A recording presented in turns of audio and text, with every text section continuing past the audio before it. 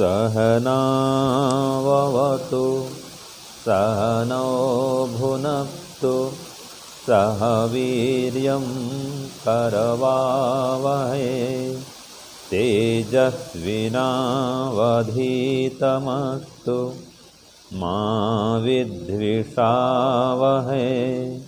ओम शांति शांति शांति।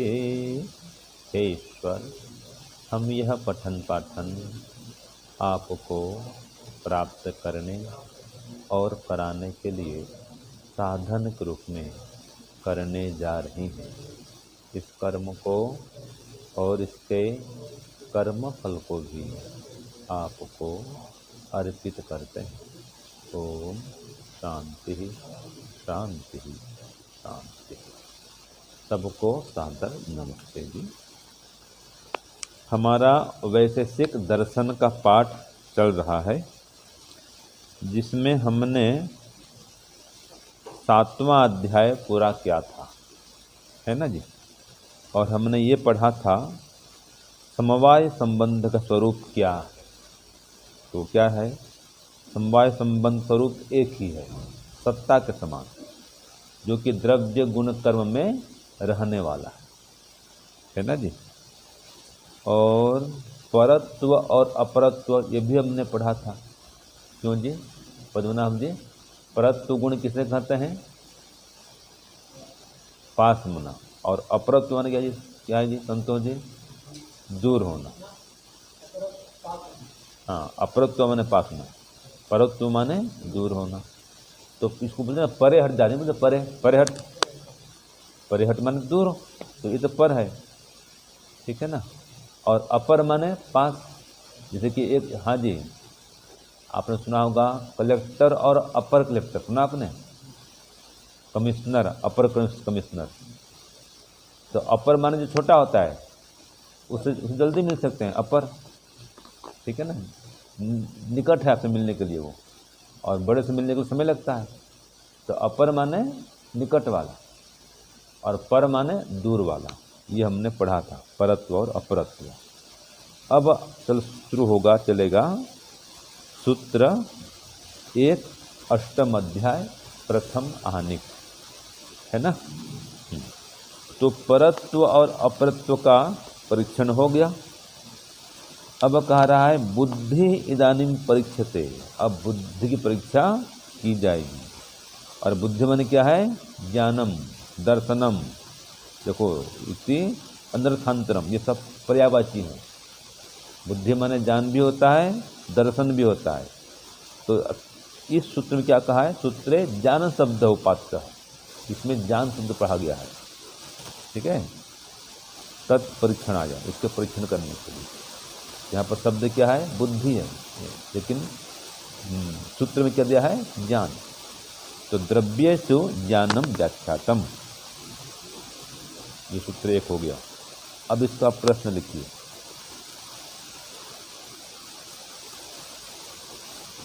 पृथ्वी आदि द्रव्यों में, पृथ्वी आदि द्रव्यों में होने वाला प्रात्यक्षिक ज्ञान, पृथ्वी आदि द्रव्यों में होने वाला प्रात्यक्षिक ज्ञान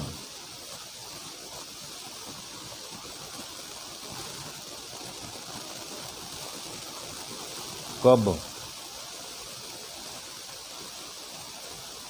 कहाँ बताया गया है?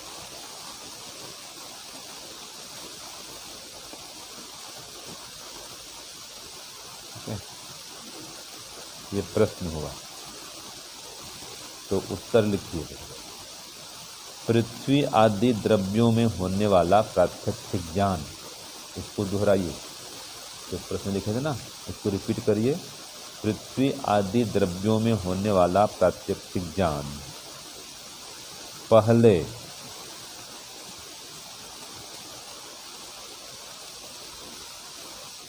पहले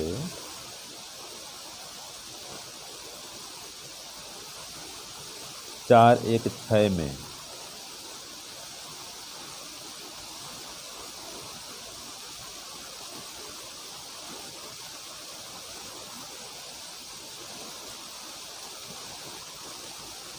सूत्र लिखो 4:1 में महत्व है ना, क्या था इसमें, क्या लिखा आपने, देखिए। हाँ, महती अनेक द्रव्यवत्वात् रूपात् च उपलब्धि। तो ये है सूत्र, लिख दो। क्या लिखो कि प्रात्यक्षिक ज्ञान पहले है ना 4:1-6 में बताया गया है। खोल दो, महती अनेक द्रव्यम देश देश करके सूत्र में बताया गया है। 4:1-6 सूत्र में महती अनेक द्रव्य डैश डैश डैश यहाँ बताया गया है। ऐसे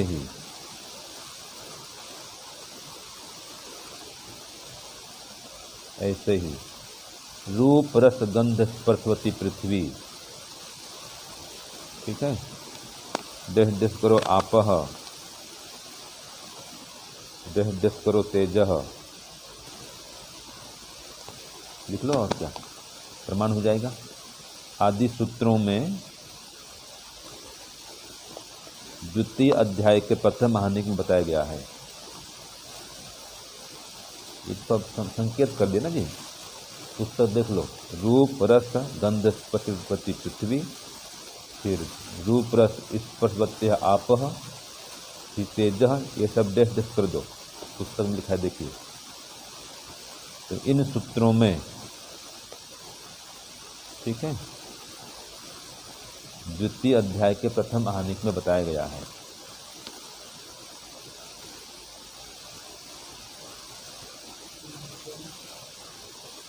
दो एक लिखा ना, द्वितीय अध्याय के प्रथम आहानिक में 2:1 देखो आगे लिखा है, 2:1-1-3 इसमें बताया गया। तो द्वितीय अध्याय के प्रथम आहानिक में बताया गया है। हो गया, ये दिया भाष्य में ना। तो इसमें ये कहा ना जी, द्रव्येषु ज्ञानम व्याख्यातम। तो द्रव्यों में होने वाले जो प्रत्यक्षिक ज्ञान है, मैंने प्रत्यक्ष ज्ञान, वो कहाँ बताया था? तो ये बताया था रूप रस गंध स्पर्श पृथ्वी। तो जहाँ प्रत्यक्ष होता है ना रूप रस पृथ्वी में, ये तो है प्रात्यक्षिक ज्ञान, तो पहले बता दिया था। ऐसे आप जल में क्या होता है प्रत्यक्ष, रूप और रस का और स्पर्श का भी प्रत्यक्ष होता है, ये बता दिया था। ठीक है जी, हाँ। और ऐसे ही क्यों होता है, तो ये कहा था जहाँ पर महत और अनेक द्रव्य होता है और रूप होता है, वहाँ पर इसकी उपलब्धि होती है। तो ये पहले हम पढ़े थे इन सूत्रों में, वही पूछा था कहाँ पढ़े थे। ये पिछले का क्या कर रहा है, पुनरावर्तन कर रहा है ना, दोहरा रहा है। ये हो गया सूत्र 1। अब देखो सूत्र 2, तत्र आत्मा मनश्च अप्रत्यक्ष। तो प्रश्न लिखिए 2 का, पृथ्वी आदि द्रव्यों में, पृथ्वी आदि द्रव्यों में मन और आत्मा किस प्रकार जानने योग्य हैं, किस प्रकार जानने योग्य हैं।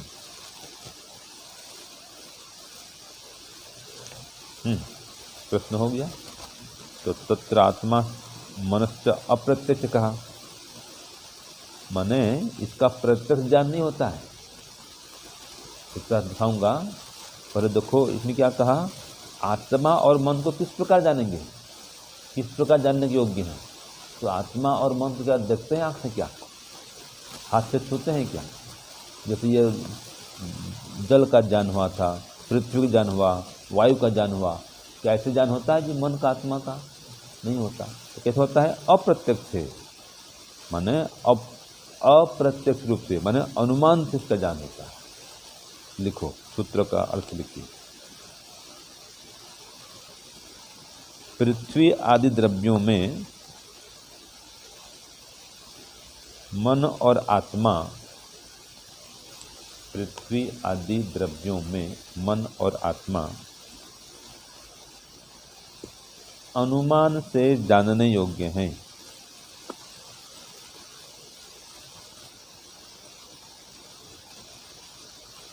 ठीक है। देखो संस्कृत में क्या कहा, देखो भाष्य में इसी को ही। हाँ जी, तत्र द्रव्येषु, उन द्रव्यों में, किन द्रव्यों में, वो 9 द्रव्यों में, ठीक है ना।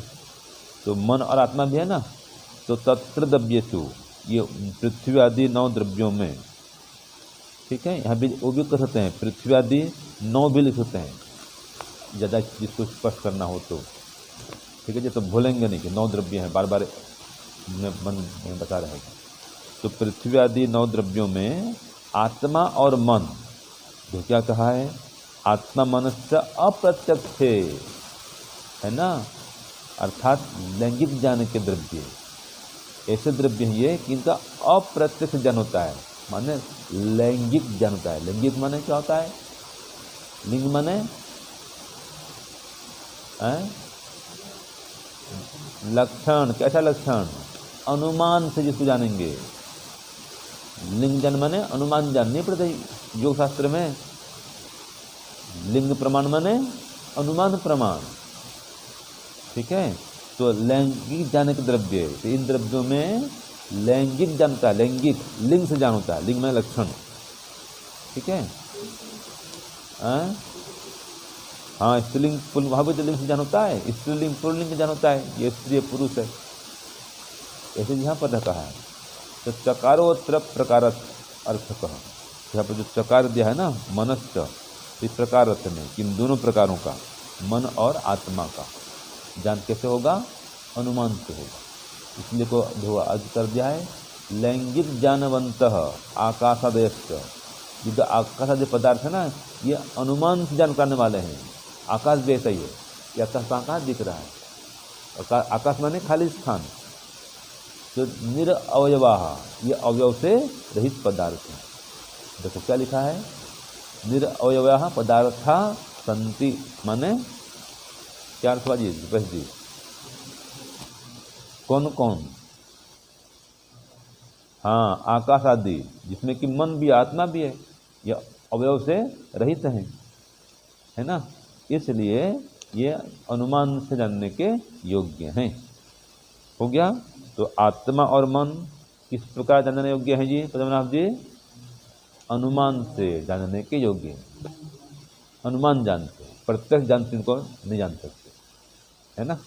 आंख जानने से, हाँ, अंत प्रत्यक्ष होगा, अंत प्रत्यक्ष समाधि अवस्था में वो अलग है, ऐसा प्रत्यक्ष नहीं होगा उसका, आंख से, हाथ से, कान से नहीं होगा, ठीक है जी। अब देखो सूत्र 3, ज्ञान निर्देशे, ज्ञान निर्देशे ज्ञान निष्पत्ति ही विधि उक्तः, ये सूत्र 3 है।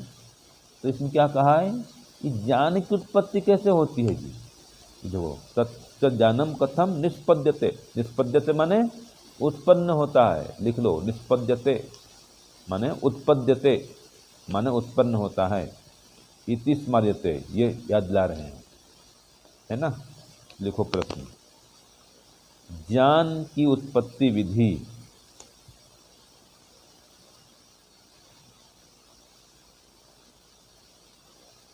कहाँ बतलाई गई है, माने ज्ञान की उत्पत्ति कैसे होती है, ये कहाँ बताई गई है, भी कहते हैं, ठीक है। ज्ञान की उत्पत्ति विधि माने ज्ञान की उत्पत्ति कैसे होती है, ये कहाँ बताया गया है, ठीक है। ज्ञान की उत्पत्ति विधि अथवा ज्ञान की उत्पत्ति कैसे होती है, ये कहाँ बताया गया है। उत्तर लिखिए, प्रत्यक्ष और अनुमान ज्ञानों की, प्रत्यक्ष और अनुमान ज्ञानों की उत्पत्ति के प्रकरण 3.1.18 के प्रकरण में, माने 3.1.18 के प्रकरण में, देखिए प्रकरण 3.1.18 ऊपर देखो दिया है भाष्य में, निर्देश ज्ञान प्रकरण है, ज्ञान निष्पत्ति उक्त। तो ये जो प्रकरण है मैं आपको लिखा दिया है, हाँ, ये उत्पत्ति की विधि है ना, इस प्रकरण में। तो प्रकरण तो भाष्य में नहीं दिया है, तो खाली ये बोल दिया कि निर्देश प्रकरण में, इन सूत्र कौन सा नहीं दिया, तो सूत्र में लिखा दिया आपको 3:1:18 का प्रकरण, तीसरा अध्याय, प्रथम हनिक, सूत्र 18, यहाँ पर बताया गया। सूत्रार्थ लिखो, फिर बोलता हूँ, देखो, प्रत्यक्ष अनुमान ज्ञानों की उत्पत्ति के प्रकरण 3:1:18 में इन ज्ञानों की उत्पत्ति विधि, इन ज्ञानों की उत्पत्ति की विधि बतलाई जा चुकी है, बतलाई जा चुकी है। ठीक है, तो 3:1:18 निकालो, क्या पढ़ेंगे, क्या है इसमें, पता चलेगा आपको। ये जो प्रत्यक्ष और अनुमान का ज्ञान कैसे होता है, तीसरा अध्याय निकालिए, प्रथम हानि, सूत्र संख्या 18 निकालिए। देखो मेरे में 45 पेज है। हाँ, 3:1:18 निकालो। हाँ, इस 12 पेज में आप जो हैं, तो क्या कहा देखो इसमें, आत्मा इंद्रिय अर्थ सन्निकर्षाद यत् निष्पद्यते तद अन्यत्। तो ये क्या कहा विषय चल हमारा, आत्मा और मन का चल रहा है ना भाई, है ना। तो इसमें आया था कि आत्मा इंद्रिय गंध आदि विषयों के संबंध से जो ज्ञान होता है, यही आत्मा की सिद्धि में हेतु है। तो इस प्रकरण में यह बताया था कि इन ज्ञानों की उत्पत्ति कहाँ होती है, किन ज्ञानों की, आत्मा और मन की। तो यहाँ पर बता दिया उनके संबंध से जो ज्ञान होता है, माने कि आत्मा इंद्रिय गंध का विषय जुड़ा, सब जुड़े, ये सभी जुड़े है। माने आत्मा जुड़ा किसमें, इंद्रिय से, वो कहाँ जुड़ा, गंध आदि विषयों से। तो जो भी ज्ञान उत्पन्न हुआ वही आत्मा को सिद्ध करता है। हाँ जी, आत्मा को सिद्ध क्या करता है, आत्मा पहले तो कहाँ जुड़ता है, मन से, फिर मन जुड़ता है इंद्रियों से और गंध आदि विषयों से, तब तो ज्ञान हुआ आपको। तो इस प्रकार से आत्मा की सिद्धि होती है। तो आत्मा, इंद्रिय, विषय और फिर ज्ञान, ये क्रम है, सीक्वेंस है ये। आत्मा किससे जुड़ा, पहले तो मन ही आएगा, फिर वो जुड़ता है इंद्रिय से, फिर वो जुड़ता है विषय से, फिर ज्ञान की प्राप्ति होती है। एरो करना कर दो, एरो आपको समझने के लिए। आत्मा, तीर लगाओ, एरो लगाओ, मन आगे या प्लस करो, आत्मा प्लस मन प्लस इंद्रिय प्लस विषय प्लस ज्ञान बराबर आत्मा की सिद्धि। ये सूत्रात्मक शैली है। आत्मा प्लस मन प्लस इंद्रिय प्लस गंधादि विषय, है ना, प्लस ज्ञान बराबर आत्मा की सिद्धि। ये 3:1:18 प्रकरण में ये दिया हुआ। ठीक है, देखो क्या कहा, प्रात्यक्षिक ज्ञानस्य और लैंगिक ज्ञानस्य का निर्देश है। ये प्रात्यक्षिक ज्ञान का और लैंगिक ज्ञान, माने लिंग ज्ञान माने क्या बताया था जी, माने अनुमानिक ज्ञान। ठीक है, इसके निर्देश में अर्थात निर्देश के प्रकरण में ज्ञानस्य, ज्ञान के, प्रत्यक्ष ज्ञानाय वृद्धि, ज्ञान से वृद्धि, प्रत्यक्ष ज्ञान की वृद्धि है, प्राप्ति विधि, कैसी प्राप्ति होती ज्ञान, इसकी विधि बता दिया था। जो आगे ना, इंद्रिय अर्थ सन्निकर्षो अथ अनुमान ज्ञानस्य, कि इंद्रिय और अर्थ के सन्निकर्ष से जो अनुमान ज्ञान होता है वही सिद्ध करता है आत्मा को, मन को, कि आत्मा है इसलिए ज्ञान हो रहा है। तो लिंग दर्शन विधि तत्र उक्त है, तत्र वो। तो ये इसकी जो विधि है, ज्ञान उत्पत्ति विधि, ये अनुमान से होता है, लिंग दर्शन से। लिंग माने लक्षण के देखने से, जैसे आपने पढ़ा था धुएं के देख करके अग्नि का ज्ञान, वो लिंग दर्शन है। लिंग में चिन्ह, चिन्ह, चिन्ह होता है ना, चिन्ह होता है, लक्षण कहें चिन्ह कहें की बात है। एग्जाम्पल धुआं, धुआं को देख के अग्नि का ज्ञान होना, तो धुआं क्या लक्षण है अग्नि का, वो चिन्ह है। जहाँ जहाँ धुआं है वहाँ वहाँ नीचे अग्नि है, लिंग धुआं है। लिंग माने चिन्ह, लक्षण। ठीक है जी। तो ये इस प्रकार से आत्मा मन का ज्ञान होता है। ठीक है जी। कि जो विषय से जुड़े तो आपको अनुभूति हुई ना, अच्छा पदार्थ खाए सुख की अनुभूति हुई, इससे मन है अंदर जानता है। कौन जानता है? आत्मा मन जानते ना, अनुभव करते ना। तो मन के माध्यम से आत्मा इसका सुख भोगता है। तो ये जो इंद्रियां हैं ये सिद्ध कराती हैं। इंद्रियां जुड़ती हैं मन से, मन जुड़ता है आत्मा से, फिर ज्ञान होता है। ये क्रम है। तो ये आपका भाष्य भी हो गया 3 का भी। अब 4 चलते हैं, अंतिम सूत्र आज का। बोलो सामान्य विशेषेषु,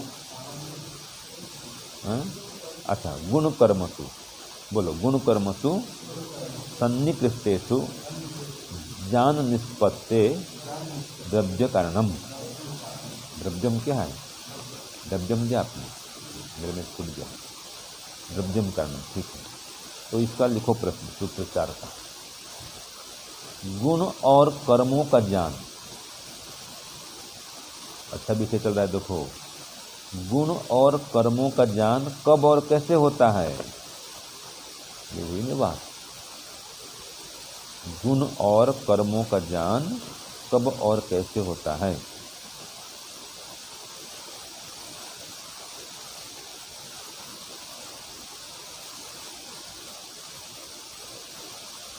ठीक है जी। जो प्रश्न हुआ उत्तर लिखो हिंदी में।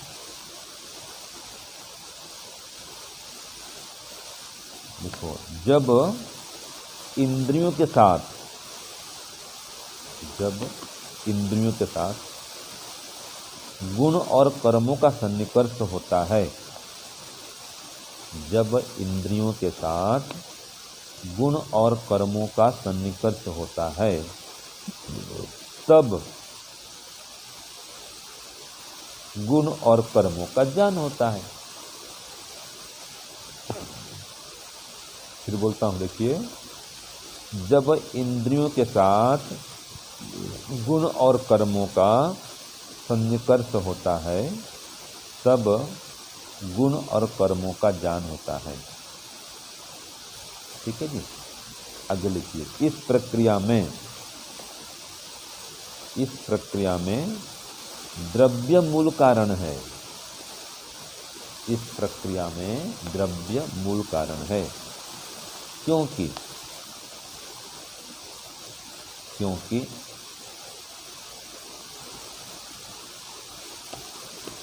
लिखो, गुण और कर्म ये दोनों ही द्रव्य में आश्रित रहते हैं,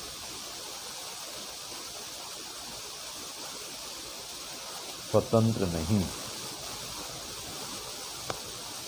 ठीक है जी। ये पूरा हो गया।